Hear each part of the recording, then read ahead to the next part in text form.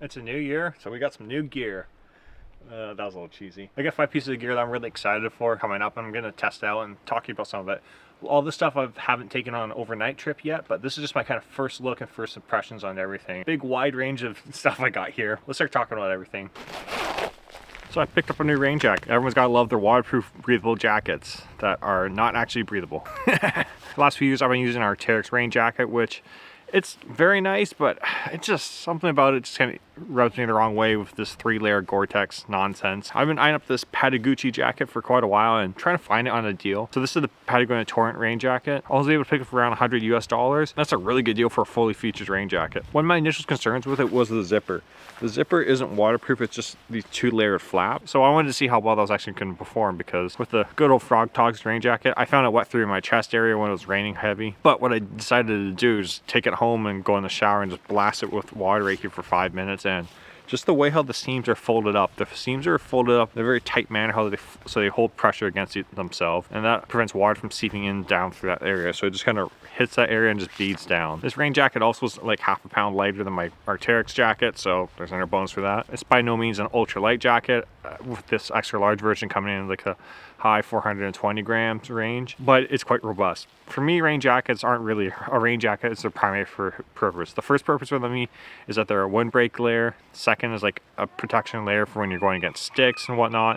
Then third, they're a rain barrier, just so you don't have constantly new cold water that sits against you. I kind of treat my rain stuff kind of like a wetsuit in a way. When the stuff that's inside is wet, just keep it wet from all the condensation inside and so it warm up naturally. As long as it's not constantly getting flushed with new water and cooling you. Took it out in like a kind of snowy, rainy day snowshoe trip, and it did really well. I built up a lot of condensation up around my shoulders. It was getting wet on the inside, but underneath that I had an Alpha Direct layer, and the Alpha Direct layer was able to deal with the moisture quickly, so I wasn't feeling cold while I was out snowshoeing. It's got nice big pit zips, big zipper up front, nice pockets for you to toss your hands inside of. I like the hood too. It's got some different cinches so you can pull in nice and tight.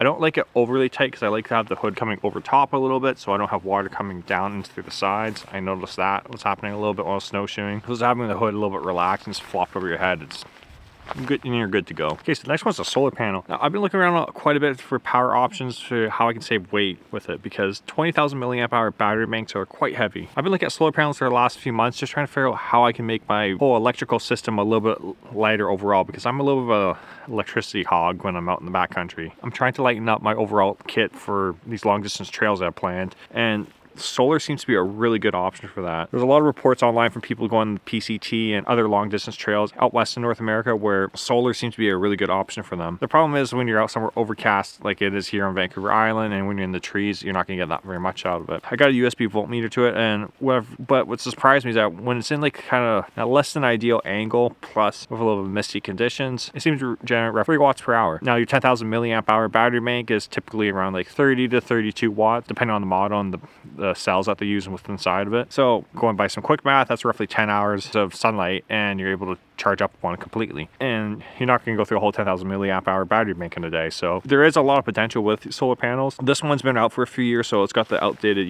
old USB-A outlet. I'd like to have one with USB-C. This one is listed for 10 watts, but like I said, I'm only seeing around like 3 watts out of it. I haven't had very good conditions because it's pretty crummy weather out, considering in the middle of winter on Vancouver Island, and I need to see what it's like in practice while I'm out on trail for multiple hours. I have a little bit of familiarity with solar panels. I have a little bit of Ricochet van life set up on my car. Have solar panels set up on my top of the roof boxes of my car. Doing with backpacking though is quite interesting. This panel here weighs roughly 99 grams. I think I can cut off the top little half here to shave a little bit of extra weight.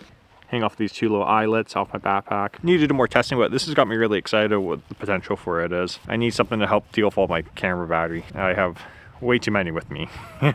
I'll have to see what it's actually like in practice though. To continue on the theme of me carrying too much weight in electronics, I got this camera pod from Hyperlite.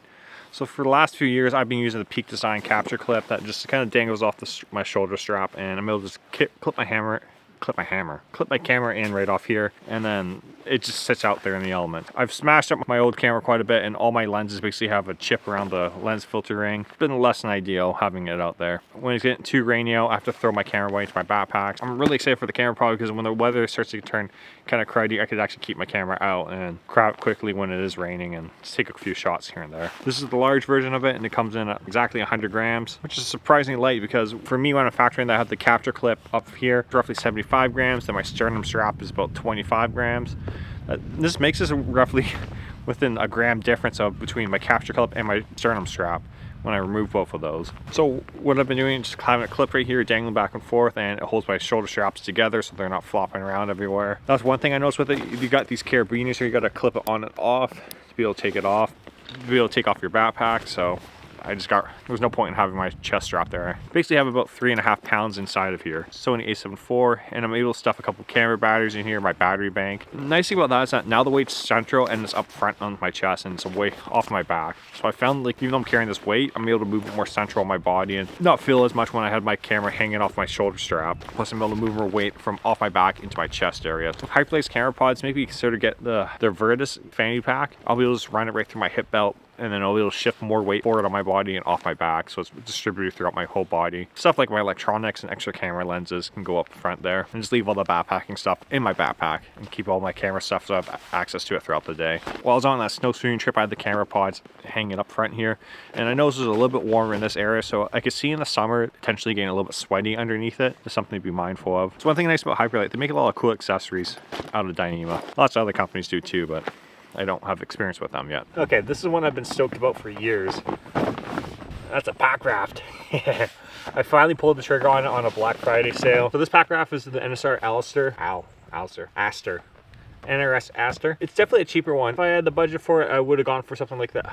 One of the alpaca pack rafts, such as the Caribou or Scout. Just something a little more tame to begin with, because I don't have any whitewater experience, so I want to take it pretty simple at first. So this one is perfect for me. It's a nice affordable option, and it'll be good for crossing over remote body waters. Put this down. So to give you a little context of why I've wanted a pack raft. I've been wanting to pick up one for a few years now. The thing that got my mind spinning about how I could get a pack raft is that my friend went on this bit of a bushwhacky kind of remote trip out to Alpine Lake, and we actually found a canoe at the head of it. And that just got the wheels turning for me. It was so epic to head across the other lake and get a totally new perspective of everything. And I wanted to know how I could do this more often, because there's not always going to be a canoe at remote lakes when you end up at them. So I've been searching around. I'm a huge fan of the alpaca pack rafts. Those things are nice, but they're quite pricey, especially by the time I bring it here into Canada. NRS has been around for quite a few years, and they're traditionally known for making, you know, your whitewater kind of tourist rafts. They're a very well established company for drifting down rivers and whatnot. So when I found out NRS was making pack rafts, I was really interested in having to check it out them. This Alistair one's meant for just flat and calm water. All I want for just cross alpine lakes. Down the road, I like to get a little bit more technical so I could do a little bit of whitewater stuff.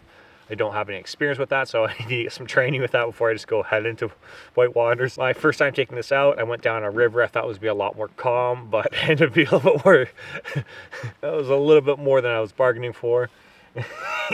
Considering I only had a canoe paddle with me too. I didn't flip, and I didn't go for a swim, but I did have to pull over a couple times and dump the water out. So this pack raft is just a sealed bottom. It's not self-bailing, and I don't have any whitewater skirts around me, so if it splashes a lot, water's getting stuck up inside of it. They don't handle very well either, I noticed. Especially, like, I've only taken it out a couple times, and it's only been from a canoe paddle. I need to find some sort of 4-piece paddle. If you guys know about something that would be a nice lightweight 4-piece paddle setup, so comment that down below. I'd love to know, and I'll probably pick it up based off of your guys' recommendations. Yeah, I was able to pick this thing up for only 600 bucks Canadian, which is, I don't know, these days. So 600 bucks Canadian right now is $420 US. That's good for you guys, that's really bad for us. Pack raft's made of some pretty light duty material. I'm gonna mess up all my terminology, but for the hull itself, it's only a 70 denier fabric. That's the kind of stuff you see on your X-Therm. And the black part on the floor, that's 210 denier fabric. So this is a really light duty pack raft. It comes in at around 6 pounds. Like I said, if I spent a little bit more money, picked up like, say, the Alpaca Scout, I believe that one's only 2.5 pounds. I've been a lot lighter and nice for carrying up the hillside into Alpine Lakes, which I want this for. This is a great deal. This is what I could afford and be able to take advantage of it this year. I want to do some more remote trips, and I'll be able to do that. This pack raft is going to unlock a whole bunch of new trips for me. Pretty excited for that. Okay, this next one I'm really excited for.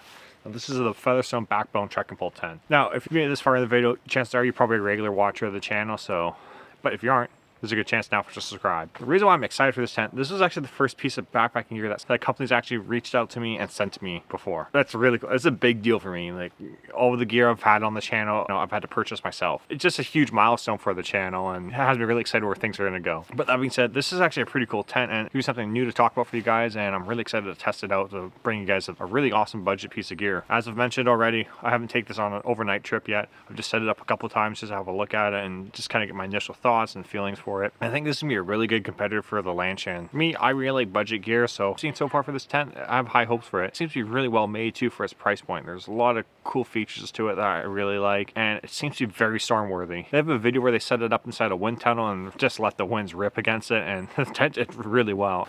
It's only got, I think, 6 stakes right now, and whoa, that didn't go very well. I got it with a bare minimum of 6 stakes right now, and let's see how tight. Pretty sturdy. I have mediocre dirt that I'm staked into right now. It's not very deep, but it's kind of sticky, so I have good feelings that it could be quite storm worthy. The nice thing about trekking pole tents, if you get them staked out well, they seem to perform very well in high winds. As I'm saying this out loud right now while I'm filming this, I realize maybe I should test this tent out in the storms to see how well it does. Let's get it up some high winds and see how it performs. It has nice large vestibules, doors on both sides, little pockets to store your stuff in, and the tent itself is within punching range of the Lanshan Pro 2 tent, coming at around 980 grams. I'll correct that if it's wrong. That's a nice lightweight tent. Just to give you the basic specs of it. It's like a little trekking pole tent. You need 6 stakes to set it out. You probably could get away with 4, but you want 6 so you actually have vestibules and they're not flopping everywhere. Oh no, you need 6.